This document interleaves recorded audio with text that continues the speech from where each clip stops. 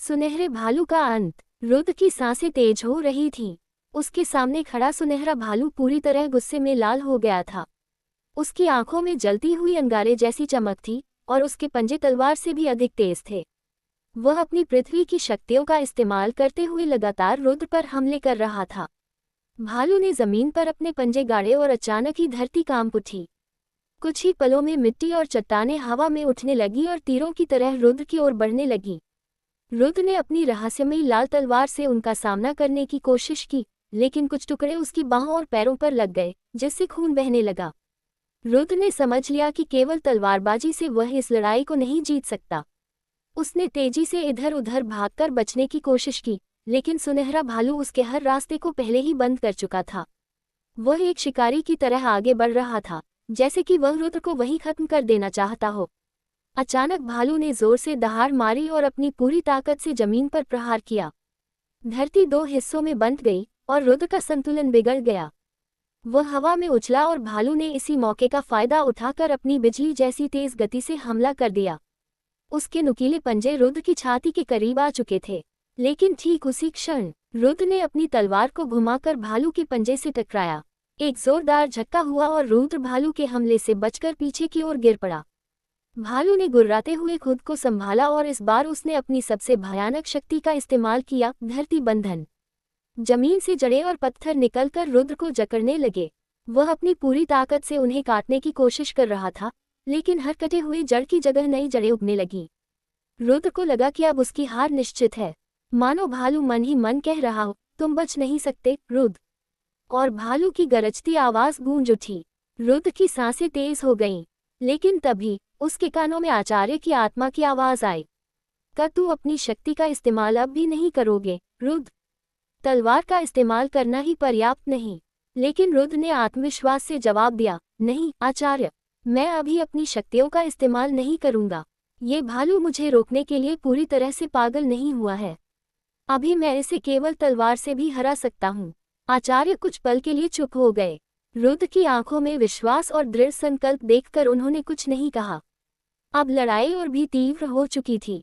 जब भी भालू अपने पंजों से हमला करता या जमीन से विशाल पत्थरों को उठाकर फेंकता, रुद्र अपनी भारी तलवार से उन्हें टुकड़ों में काट देता। उसकी भारी तलवार की तेजी ऐसी थी कि हर बार बिजली की तरह हर चीज काट देती, लेकिन जितना ज्यादा लड़ाई खींच रही थी, उतना ही भालू का गुस्सा बढ़ता जा रहा था। 10 मिनट तक ये भयंकर युद्ध चलता रहा। भालू की आंखें अब पूरी तरह लाल हो चुकी थीं। उसका शरीर सुनहरी चमक से घिरने लगा था। उसकी ताकत और गति पहले से कई गुना बढ़ गई थी। अब वह शक्तिवीर रैंक के 8 सितारे वाले योद्धा के बराबर ताकतवर दिख रहा था। रुद्र को अब एहसास हुआ कि सिर्फ तलवारबाजी से यह युद्ध नहीं जीता जा सकता। भालू ने जोर से दहाड़ मारी और अपनी पूरी शक्ति से रुद्र पर झपट पड़ा। उसकी रफ्तार इतनी तेज थी कि रुद्र के पास बचने का कोई समय नहीं था। ठीक उसी पल रुद्र ने गहरी सांस ली और उसकी आंखों में एक अलग चमक आ गई। उसने अपनी भीतर की शक्तियों को बाहर निकालने लगा और उसके शरीर के चारों ओर काले रंग की शक्ति नजर आने लगी। रुद्र के भीतर की काली शक्ति बेकाबू होकर बाहर फूट पड़ी।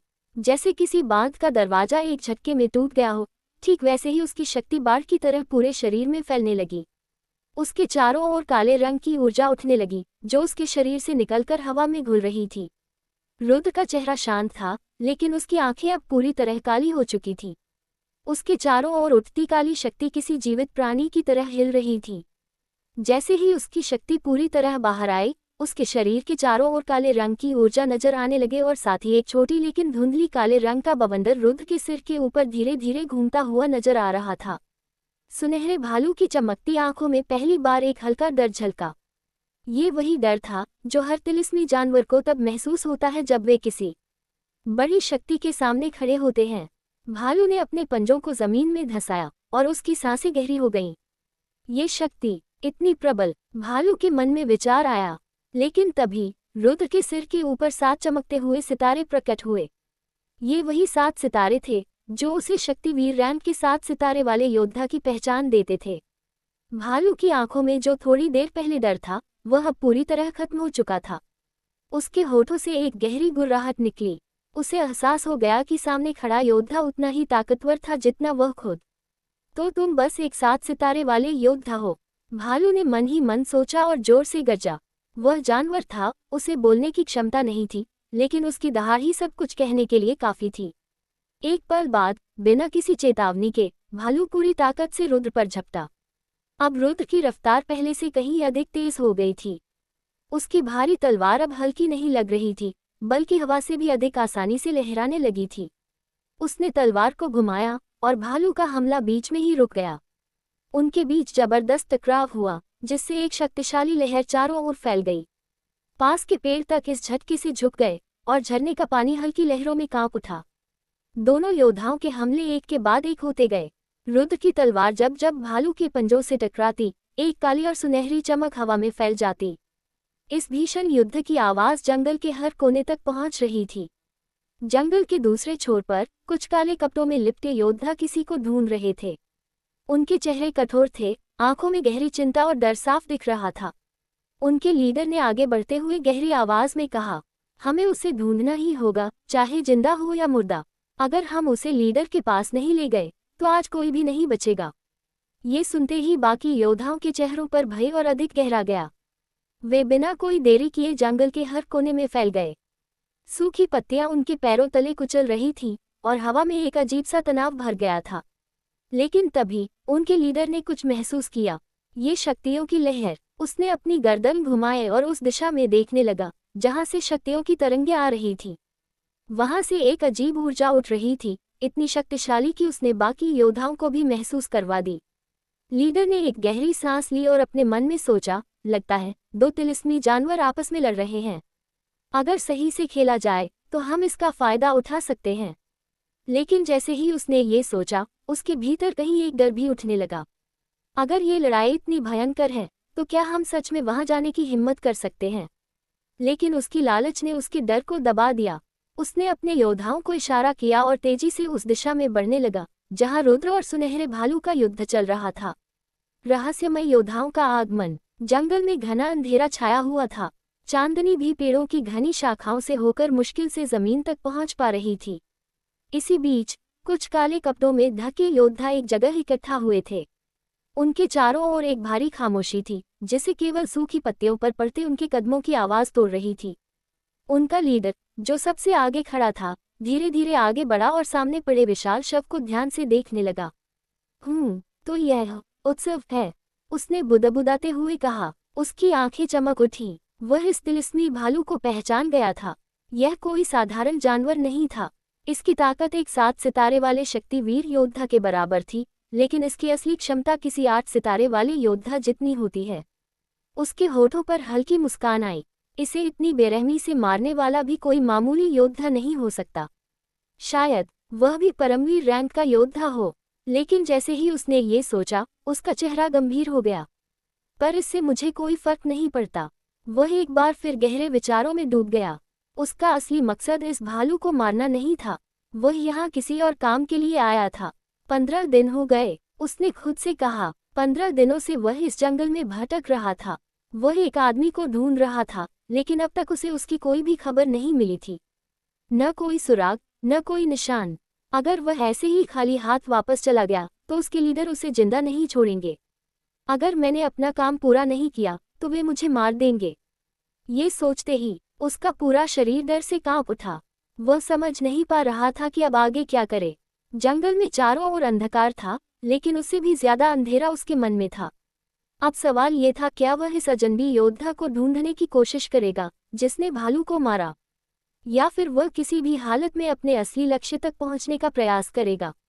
ये जंगल अब पहले से कहीं ज्यादा खतरनाक हो चुका था। गहरे जंगल में हवा सन्नाटे को और भी गहरा बना रही थी।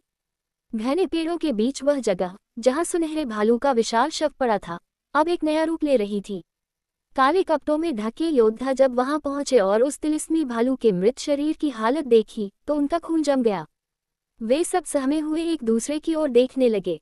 ये सच में वही सुनहरा भालू है, एक योद्धा ने हकलाते हुए कहा। ये कैसे संभव है? ये तो 7 सितारे वाले योद्धा जितना ताकतवर था। कोई इसे इतनी आसानी से खत्म कैसे कर सकता है? उनकी आंखों में भय साफ झलक रहा था।